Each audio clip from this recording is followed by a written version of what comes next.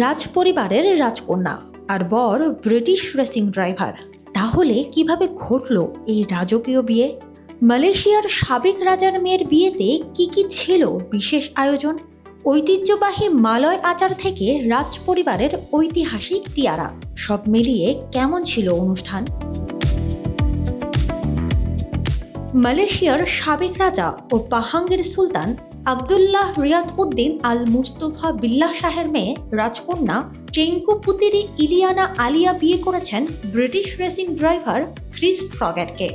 ৭ August কুয়ালালামপুরের Shangri La হোটেলে ইসলামী ও মালয় রাজকীয় ঐতিহ্য অনুসরণ করে তাদের বিয়ের আনুষ্ঠানিকতা সম্পন্ন হয়।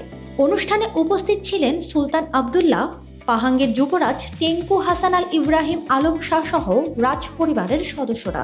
অতিথিদের তালিকায় ছিলেন পাহাঙ্গের মুখ্যমন্ত্রী এবং সংযুক্ত আরব আমিরাতের একাধিক গুরুত্বপূর্ণ ব্যক্তি। বিয়ের আনুষ্ঠানিকতার আগে ফ্রগেট সুন্নত নামাজ আদায় করেন। এরপর নবদম্পতি আংটি বদল করেন এবং মাস্কা উইন নামে পরিচিত ঐতিহ্যবাহী বিয়ের উপহার প্রদানের আনুষ্ঠানিকতা সম্পন্ন হয়। পরে মোনাজাত ও মালয় রাজ পরিবারের বিভিন্ন প্রথাগত আচার পালন করা হয়।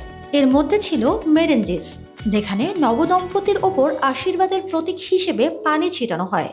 বিয়েতে রাজকন্যা ইলিয়ানা পরেছিলেন মালয়েশীয় ডিজাইনার রাজজুয়ান রাজ্জি উইলের নকশা করা গাউন, আর মাথায় ছিল রাজ পরিবারের ঐতিহ্যবাহী রানী আজিজা ডায়মন্ড টিয়ারা, যা পাহাং রাজবংশের বংশানুক্রমিক রত্ন হিসেবে পরিচিত।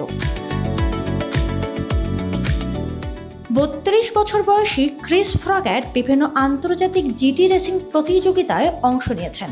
পেশাদার গাড়ি রেসিংয়ে তিনি ২৪ বছর বয়সে পা রাখেন। ফেরারি চালানোর একটি অভিজ্ঞতা তার ক্যারিয়ারে গুরুত্বপূর্ণ মোড় তৈরি করে। এদিকে রাজকন্যা ইলিয়ানা ও ফ্রগেট দীর্ঘদিন তাদের সম্পর্ক অনেকটা ব্যক্তিগত রেখেছিলেন।